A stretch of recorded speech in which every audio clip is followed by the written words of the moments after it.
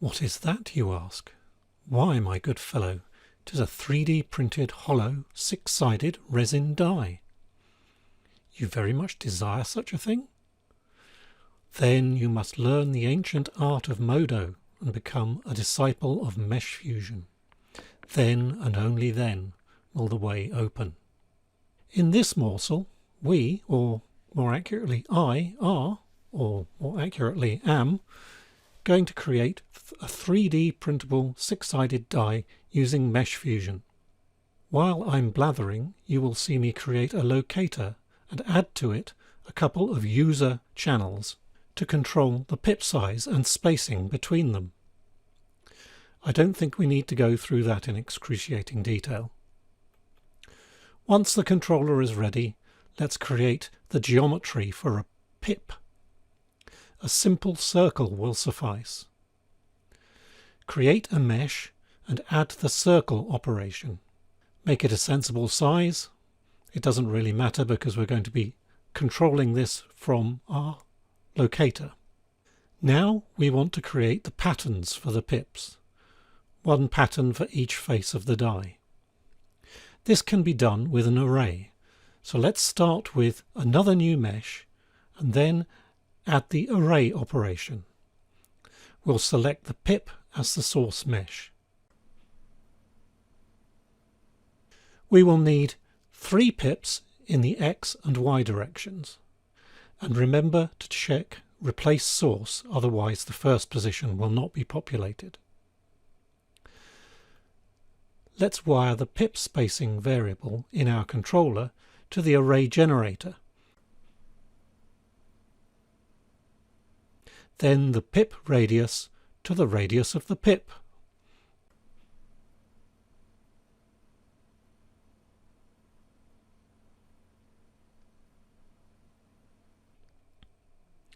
We will need 6 meshes in total, 1 for each of the die faces. I could duplicate pips 1, but that would make a copy of the array operator. It would be nice to share it because all of the pips will have the same properties. We could set that up in the schematic, but there is another way. Let's make some new meshes and name them. Naming is important for your own sanity, especially when your scenes get big. Now the trick. Uncheck Single Item View in the Mesh Operations viewport. Now you will see the operations in the scene, the array and the circle in our case. Notice that there is now a geometry section. This shows which geometry items are connected to the operations. So at the moment, the array is just connected to pips 1. I'll just add the new pips geometries in and we're good to go. I've done that in the slow and laborious way. You can just select all the ones you want and then drag them in.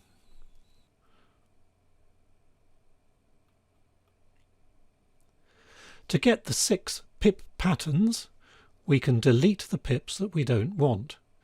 Add a delete operation and it will hide all the pips because, as usual in Modo, when there is no selection, everything is considered selected. For pips 1, we just want the middle pip to remain. Make sure that you set the selection type to polygon so that you're deleting the circles and not the vertices that make them up.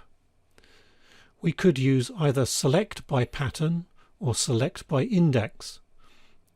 I will use the latter because I find it easier to think about. The array numbering goes from the bottom left to the top right, rows first.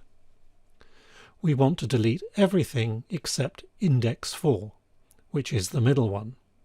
Having done that, we can rinse and repeat for the other 6 faces.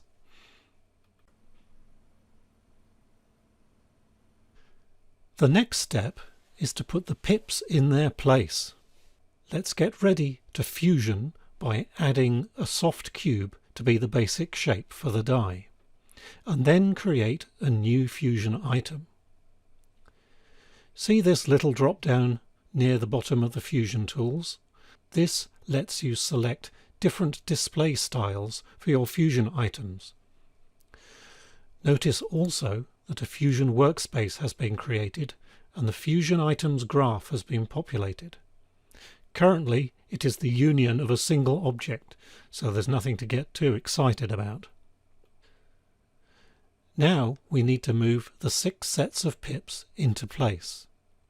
We can do that by moving them and rotating them. Let's try that with the 6 face. Now that's not what I wanted. I want to rotate all the pips in one lump, not each of the pips individually. Just select the array and uncheck Use World Transformations. And we are good to go. Remember, because the array is shared between all of the pip faces, we only need to do this once. Next off, we need to offset the pips and put them on the centre of each face. But we want to do it in a way that works, whatever the spacing. So we will use the pip spacing from our controller to set our offset. Or, in this case, the negation of the offset. The spacing is a bit large, so I'll adjust it to fit the face more convincingly. Now, just rinse and repeat for each of the faces, and we are ready for our Fusion magic.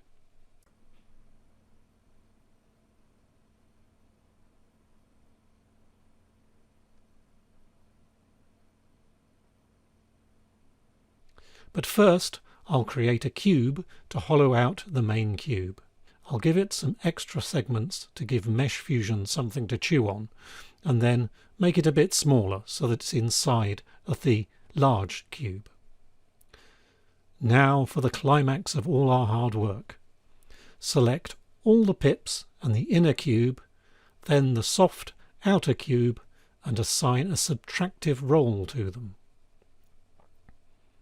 It works, but the strips are a bit small. No problem. We can adjust the global strip width in the Fusion item itself. Well, that broke it, didn't it? But there's a simple fix. Select the pips and then check Manual Extrusion Depth. If necessary, adjust the depth. In my case, 100mm default seems to work just fine. There, we have nice rounded pips. And it's all live, so we can adjust the pip size and spacing to get the look we're after. In the schematic view, you can see how the Fusion item is built up. The soft cube is the primary, and the pips are negated and fed into the intersection inputs. Intersection with a negated shape has the same effect as subtracting it. If we don't want a hollow die, we can change the Mesh Fusion role of the inner cube. Remove its current role, then reassign it as a primary. Job done. Of course, we can use other curves for our die faces. I will replace the one pip face with an explosion.